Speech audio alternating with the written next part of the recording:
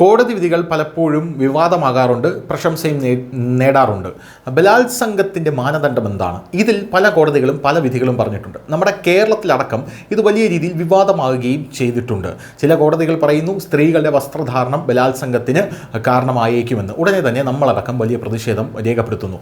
ഇപ്പോഴിതാ കോടതി സെൻസിബിൾ ആയിട്ടുള്ളൊരു വിധി പറഞ്ഞിരിക്കുന്നു എന്ന് നമുക്ക് പറയേണ്ടി വരും. അതായത് സ്വകാര്യ ഭാഗങ്ങളിൽ സ്പർശിക്കുന്നത് പോലും ബലാത്സംഗമായി കണക്കാക്കും എന്നാണ് ഇപ്പോൾ ബോംബെ ഹൈക്കോടതിയുടെ ഒരു സുപ്രധാനമായിട്ടുള്ള പ്രസ്താവന വന്നിരിക്കുന്നത്. ഒരു കുട്ടിയുമായുള്ള ചെറിയ അശ്ലീല പ്രവൃത്തി പോലും ബലാത്സംഗമായി കണക്കാക്കുമെന്ന് വ്യക്തമാക്കി ബോംബെ ഹൈക്കോടതിയുടെ നാഗ്പൂർ ബെഞ്ചാണ് ഒരു സുപ്രധാനമായിട്ടുള്ള വിധി പുറപ്പെടുവിച്ചിരിക്കുന്നത്.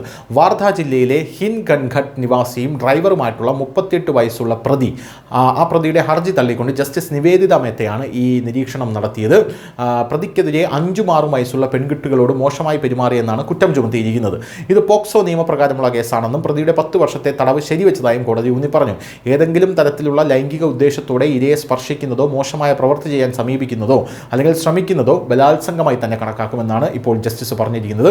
കുട്ടികളെ പേരയ്ക്ക് നൽകി വശീകരിച്ച് അശ്ലീല വീഡിയോകൾ കാണിച്ചാണ് പ്രതികൾ കുട്ടികളെ പീഡിപ്പിച്ചത് എന്നാണ് വിവരം.